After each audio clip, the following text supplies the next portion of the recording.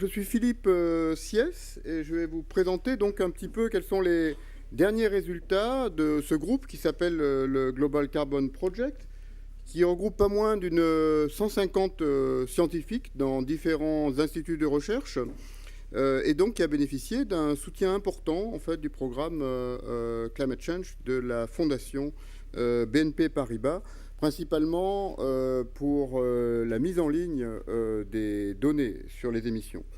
Donc ce qu'on fait, c'est qu'on analyse tous les termes qui permettent d'expliquer l'augmentation du CO2 dans l'atmosphère chaque année pour l'année précédente. Donc on est en 2016, et donc je vais vous parler de l'année 2015.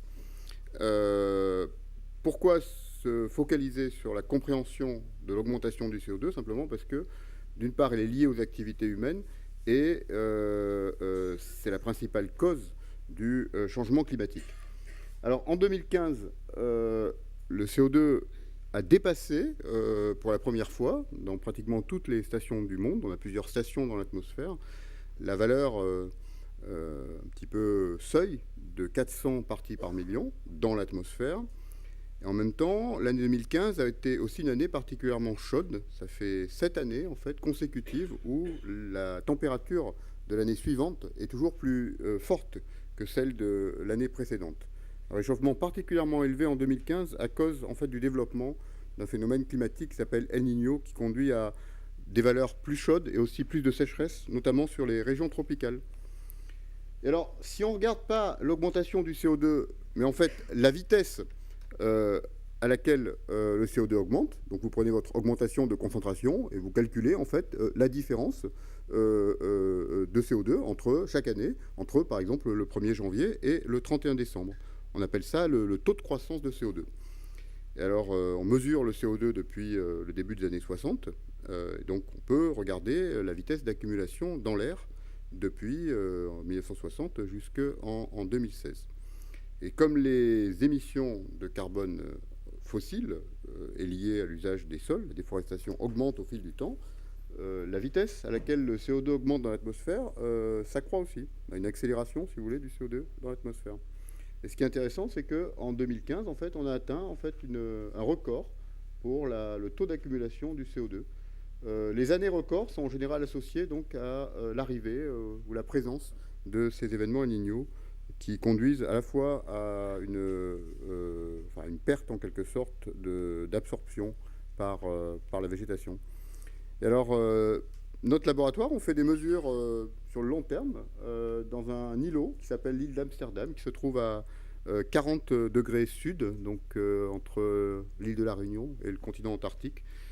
Si vous voulez y aller, il faut rester 6 mois, puisqu'il n'y a pas d'aéroport. Il faut y aller par un bateau depuis la Réunion. Et puis après, il y a des gens qui hivernent ou qui passent uniquement les campagnes d'été, qui font marcher des instruments depuis 1981. Et la spirale que vous voyez se dérouler sur l'écran, en fait, c'est donc l'augmentation chaque mois de l'année du CO2 qui a dépassé les 400 ppm en 2016. Et pourquoi je vous raconte ça? Parce que l'île d'Amsterdam, en fait, c'est la station du monde où le CO2 est en général le plus faible.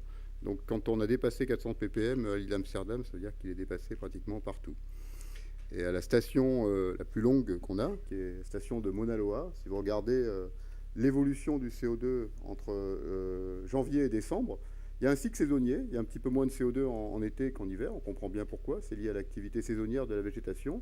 Donc normalement en été 2015, on était encore un petit peu sous la barre des 400 ppm. En été 2016, donc même au minimum de saisonnier du CO2, on est toujours au-dessus cette année. Et alors, pour information, comme on a un pic de pollution à Paris, vous pouvez vous demander, mais alors quand la pollution est très forte, il y a aussi des émissions de CO2 par les voitures et le chauffage urbain, et jusqu'à combien peut monter le CO2 à Paris? Donc la ligne bleue, c'est l'île d'Amsterdam, c'est très plat, il y a 400 ppm. Et donc la semaine dernière, puisque c'est des données qui vont jusqu'à hier, sur un instrument de mesure qui était installé sur le toit de la Cité des Sciences à la Villette, en fait, je crois qu'on a mesuré la plus forte valeur qu'on avait jamais vue, ce qui est entre 700 et 800 parties par million. Bon. C'est forcément quand il y a des polluants qui s'accumulent dans une atmosphère qui est mal mélangée, on voit aussi une très forte augmentation locale du CO2. Alors, faire le bilan de globale du CO2, c'est d'abord connaître la valeur des émissions, principalement celles liées à l'utilisation du carbone fossile, mais aussi celles liées au changement d'usage des sols, on pourrait dire la déforestation, et aussi la fraction qui est reprise par l'océan et par la végétation, puisque c'est la somme de ces flux entrant et sortant de l'atmosphère qui détermine en fait, je dirais, le forçage, la vitesse du changement climatique. Alors pour commencer sur les émissions, les données qu'on utilise sont basées en fait sur des statistiques énergétiques qui proviennent soit de compagnies liées à l'énergie comme BP, soit d'États. Il y a des États qui mettent à jour chaque année leur consommation de fuel, pas tous, donc on est obligé aussi de faire un travail d'interpolation, voire d'extrapolation. Et donc en 2015, les émissions de CO2 fossiles sont restées relativement stables, ce qui est un petit peu une première, puisqu'elles avaient augmenté à un taux de l'ordre de 3% par an pendant la décennie précédente. Et depuis 3 ans, on a en fait un ralentissement de la croissance et aussi une relative stabilisation. La question, évidemment, c'est de savoir si cette stabilisation est, je veux dire, un effet conjectural ou si elle va se poursuivre, si c'est déjà un effet, je dirais, de début de transition énergétique. C'est une question très importante. Pour en savoir plus, il faut savoir de quoi est fait le changement d'émissions entre 2014 et 2015. Alors on peut le regarder par pays, par unité de PIB, par type de fuel. Et on voit qu'en fait, cette relative stagnation des émissions, en fait, c'est lié à une diminution de l'utilisation du charbon et en même temps une augmentation de l'utilisation du pétrole et du gaz qui explique la relative stabilité entre les valeurs en 2014 au total, qui sont en milliards de tonnes de CO2 par an, et les valeurs en 2015. Est-ce que c'est lié au prix bas du pétrole en 2015 ou à une action, vraiment une transition en cours de substitution du charbon par du gaz ou du pétrole? Et alors, si vous regardez la courbe d'évolution de l'utilisation de ces fuels, hein, qui se transforment en CO2, 99% des fuels sont transformés en CO2, on voit que c'est vraiment en fait le charbon qui accuse en fait, qui commence à accuser une stagnation, voire une légère diminution en 2015. Les précédentes diminutions sont liées en fait à des chocs économiques, hein, utilisation de moins d'énergie.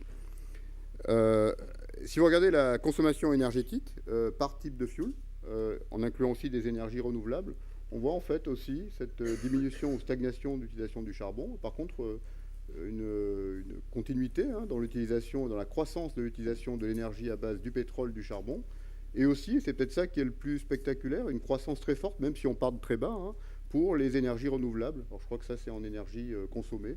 Pour l'énergie primaire, les chiffres sont à peu près similaires, avec une croissance de l'ordre de 15% par an. Donc on peut aussi penser que c'est l'augmentation des énergies renouvelables qui conduit à une stagnation, voire une diminution de la production d'énergie, principalement d'électricité à partir de charbon. Alors, si on regarde maintenant les choses par pays, comme vous avez sûrement lu dans les journaux, c'est les pays, je dirais, en voie de développement, en particulier la Chine, qui, à partir des années 2005, sont devenus les plus grands émetteurs. La Chine reste aujourd'hui le plus fort émetteur en termes de bloc économique, de pays. Mais ce qui est aussi très intéressant, c'est qu'on assiste entre 2015 et 2014 à une légère baisse, une légère stagnation des émissions, alors qu'on a quand même une croissance économique qui n'est peut-être pas aussi forte que les prévisions, mais qui est quand même réelle. Aux États-Unis, une diminution tendancielle, en fait, qui représente une action de substitution, hein, d'utilisation plutôt du gaz naturel, notamment le gaz de schiste, en place du charbon. Et en Europe, alors qu'on avait une diminution depuis à peu près 15 ans, ben, on a une légère augmentation qui est liée à une réutilisation du gaz, voire du charbon en Allemagne. Et ce qui est aussi frappant, en fait, c'est que l'Inde, qui était loin derrière, je dirais, les grandes puissances économiques en termes d'émissions de CO2, est en train de rattraper les émissions de l'Union européenne avec un taux de croissance de ces émissions en Inde qui est très important, hein, de l'ordre de 5% par an. Alors une autre façon de voir le monde des émissions, et toutes les données hein, sont disponibles sur le Global Carbon Atlas, vous pouvez comparer différents pays en Europe, différentes régions, différents fuels, c'est de diviser en fait la quantité de CO2 fossile émise par le nombre d'habitants. Ça vous donne une espèce d'indicateur en quelque sorte de combien chaque habitant est énergivore et comment cette énergie se traduit en termes d'émissions de CO2. Donc des taux d'émissions par habitant sans surprise très élevés aux États-Unis, mais qui diminuent, et une très forte augmentation en Chine avec une diminution en Europe. L'augmentation des émissions par habitant en Chine, vous voyez qu'aujourd'hui, en fait, en moyenne, par habitant, c'est quand même assez stupéfiant, les taux d'émissions sont supérieurs à ceux des Européens. C'est principalement lié, en fait, au phénomène d'urbanisation, c'est-à-dire qu'en Chine, il y a peut-être la plus grande migration du monde qui se déroule actuellement, c'est-à-dire des gens qui vivent à la campagne, qui vont dans les villes, qui atteignent, je dirais, un niveau de consommation énergétique, un niveau de vie plus élevé, et donc très rapidement, leur taux d'émission et surtout le mix énergétique que ces gens utilisent, ces nouveaux migrants en quelque sorte, conduit à une très forte augmentation des émissions.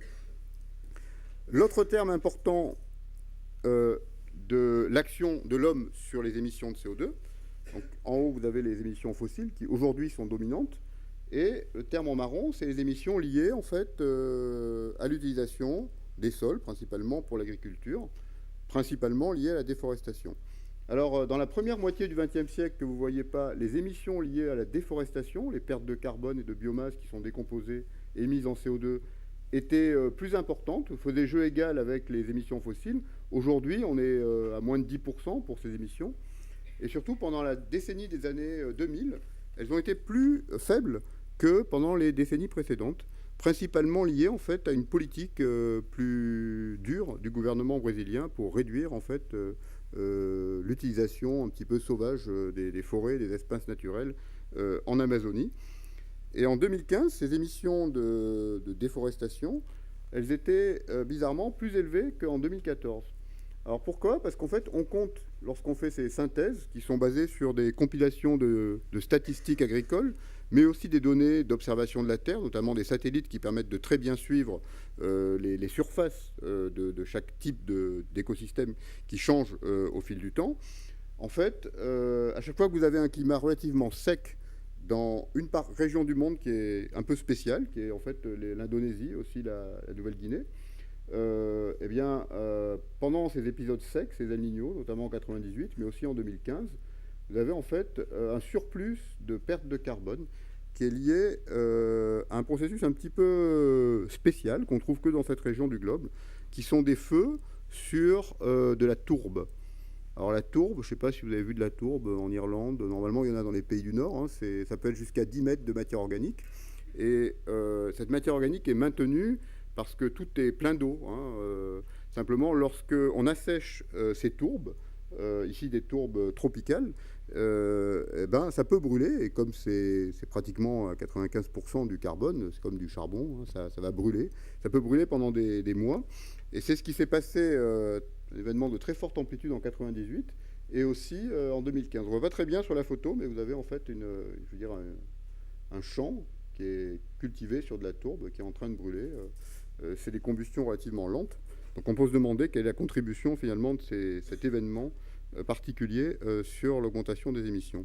Et bizarrement, on trouve beaucoup de forêts tropicales qui poussent sur des tourbes en Indonésie, à Sumatra, à Bornéo principalement, et en Papouasie-Nouvelle-Guinée, mais pas beaucoup dans les autres régions tropicales, pas beaucoup en Afrique et pas beaucoup en Amazonie non plus.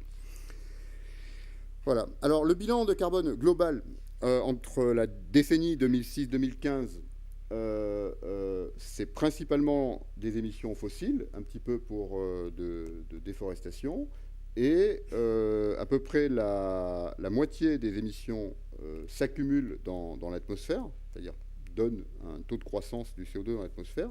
L'autre moitié est réabsorbée à peu près à part égale pendant la dernière décennie entre l'océan et les continents. Par contre, si vous regardez en 2015, ben, vous avez d'abord un petit peu plus, en comparant les deux, je ne sais pas si j'arrive à bien le faire, voilà, hop, un peu plus d'émissions liées à ces feux, probablement en Indonésie, et surtout un puits continental, une absorption continentale, qui est beaucoup plus faible. Donc un puits océanique en 2015 qui est plus fort que celui de la dernière décennie, ça c'est à peu près normal, quand le CO2 augmente, l'absorption du CO2 par l'océan tend à augmenter. Une absorption par les continents qui est plus faible que la moyenne, et une émission de déforestation, on va dire, qui est un petit peu plus forte que les années précédentes, probablement à cause des feux indonésiens. Donc on peut se poser des questions de savoir pourquoi 2015 est une année spéciale. D'abord, c'est une année spéciale parce que le taux de croissance du CO2, comme je l'avais montré au début, est le plus élevé qu'on ait jamais observé dans l'atmosphère.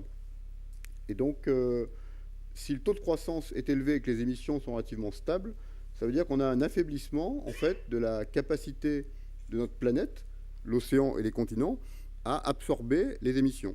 Et donc la question, c'est de savoir pourquoi, en 2015, notre planète a été plus faible, en quelque sorte, en termes de capacité d'absorption des émissions. Une chose qui est assez frappante, c'est que le taux de croissance du CO2, donc c'est la courbe rouge, des fois le CO2 s'accumule très vite dans l'atmosphère, comme en 2015, en 98. En fait, c'est assez bien corrélé avec la variabilité donc, de l'indice El Niño, qui est en fait un mode de variabilité un petit peu global. Et la perte, si vous voulez, d'efficacité planétaire pour absorber du carbone en 2015, on a estimé que c'était de l'ordre de 1,5 milliard de tonnes. Autrement dit, notre planète était 1,5 milliard de tonnes plus faible dans sa capacité d'absorption des émissions que les années précédentes. Alors, bon, on peut penser au méga-feu en Indonésie. On a publié une étude, en fait, où on a essayé d'estimer, à partir de données spatiales, de monoxyde de carbone. Vous voyez ici l'anomalie de monoxyde de carbone vue par un satellite qui s'appelle MOPIT. On a une grosse tache rouge qui représente la quantité de CO qui est émise, qui est un produit de combustion par les feux dans cette région du globe. Et en fait, contrairement à 97, on a trouvé que, oui, il y avait un peu plus d'émissions de CO et donc de CO2 par les feux, mais ces feux n'expliquaient qu'un tiers, en fait, de cette baisse d'absorption. On ne pouvait pas expliquer 100% de cette faiblesse de l'absorption en 2015 uniquement par des feux de tourbe ou des feux de forêt en Indonésie. Alors on s'est posé la question de savoir si c'était un effet de sécheresse en Amazonie, parce qu'en 2015, si vous regardez, c'est des cartes d'anomalies de température pour tous les El Niño précédents. Donc vous avez celui de 82 en octobre, novembre, décembre, celui de 97 qui était très fort, et celui qui est au moins aussi fort de 2015. Alors, quand il y a un El Niño, normalement, la température de l'océan est plus élevée. Donc on voit ces bandes rouges dans l'océan Est-Pacifique. On comprend assez bien pourquoi. Et ce qui est intéressant, c'est de regarder, en fait, la température, l'anomalie de température sur l'Amazonie. Autant en 82 ou en 97, c'était prononcé, mais pas énorme. Autant, en fait, en 2015, on a un pic de température, ou une anomalie positive de température, complètement anormale, même par rapport aux El Niño précédents.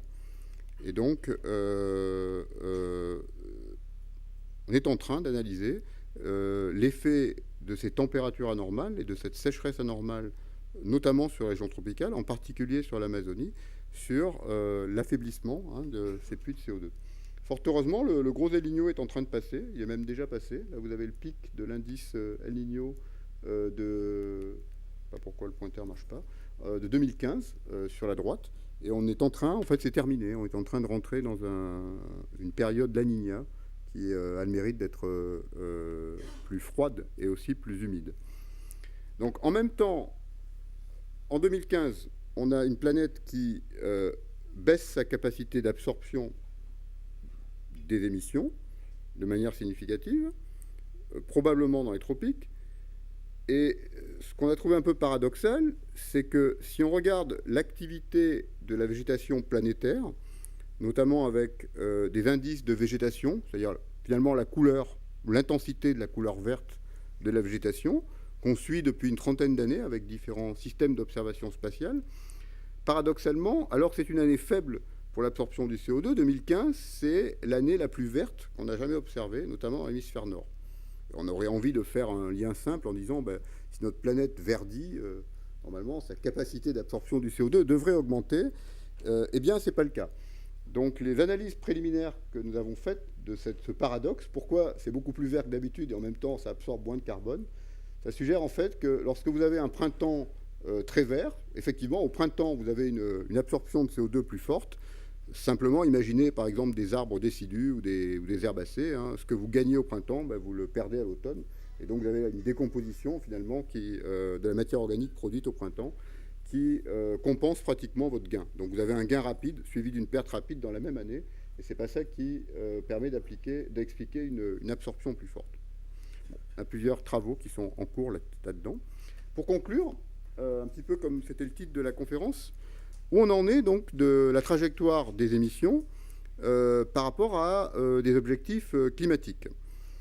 Alors, Aujourd'hui, jusqu'à à peu près 2014, on était en train de suivre une trajectoire d'émissions qui nous conduit en fait à un réchauffement global, planétaire, très important, bien au-delà des objectifs de Paris, de l'ordre de 3 degrés à 5 degrés.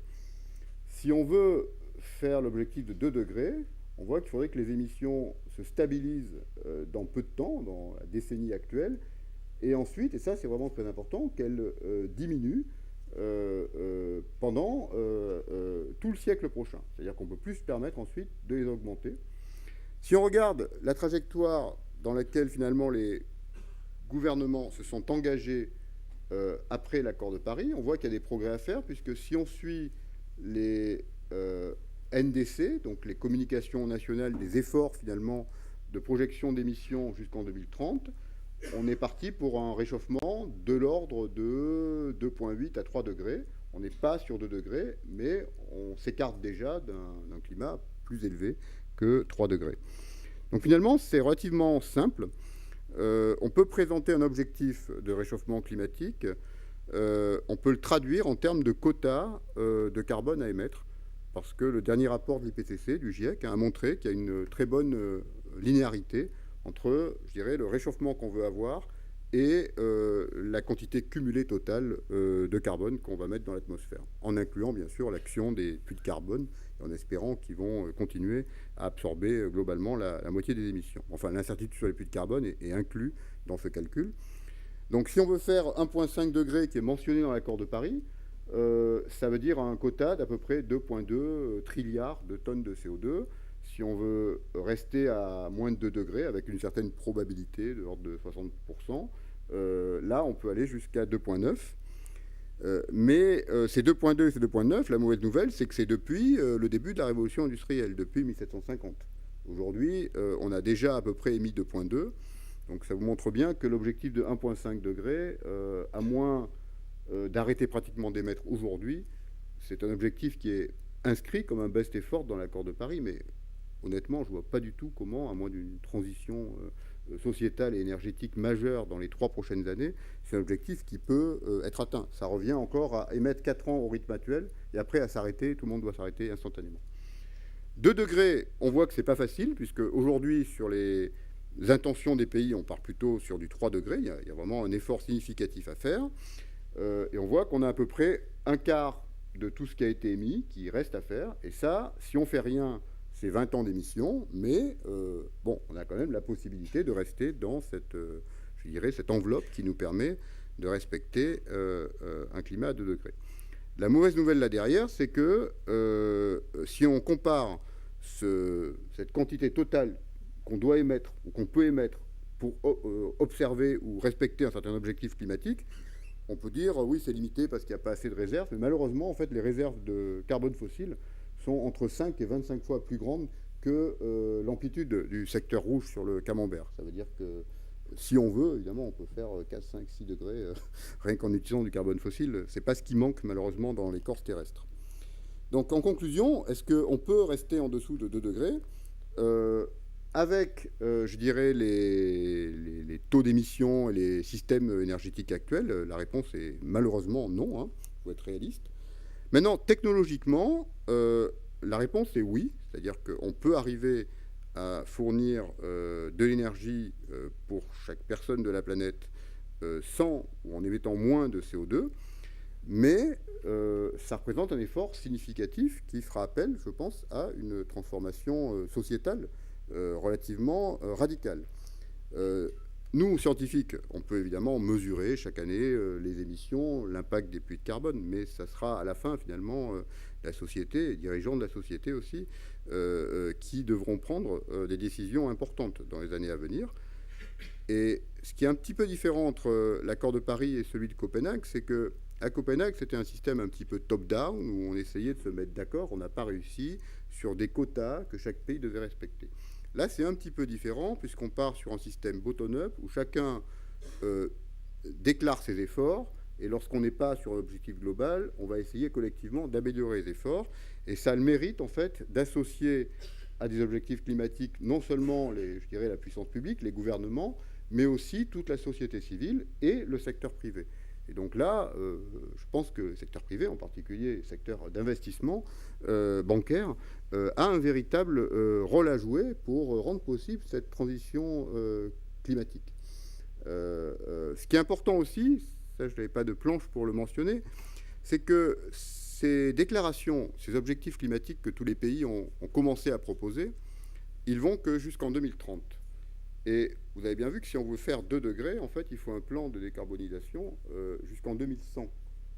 Et le risque, c'est qu'avec des objectifs de court terme, on va mettre du capital sur la table pour faire quelque chose, par exemple passer du charbon au gaz, comme ont proposé les États-Unis et la Chine, et on risque de se retrouver, en ayant investi du capital pour faire, par exemple, du charbon vers gaz, bloqué, puisque, bah oui, on aura beaucoup de centrales à gaz, mais ensuite, pour faire le reste du chemin à partir de 2030 jusqu'en 2100, où là, il faut vraiment amener les émissions à zéro, on n'aura finalement peut-être pas misé sur les bonnes sources d'énergie qui nous permettront de continuer la décarbonisation après 2025. Voilà, je vous remercie pour votre attention.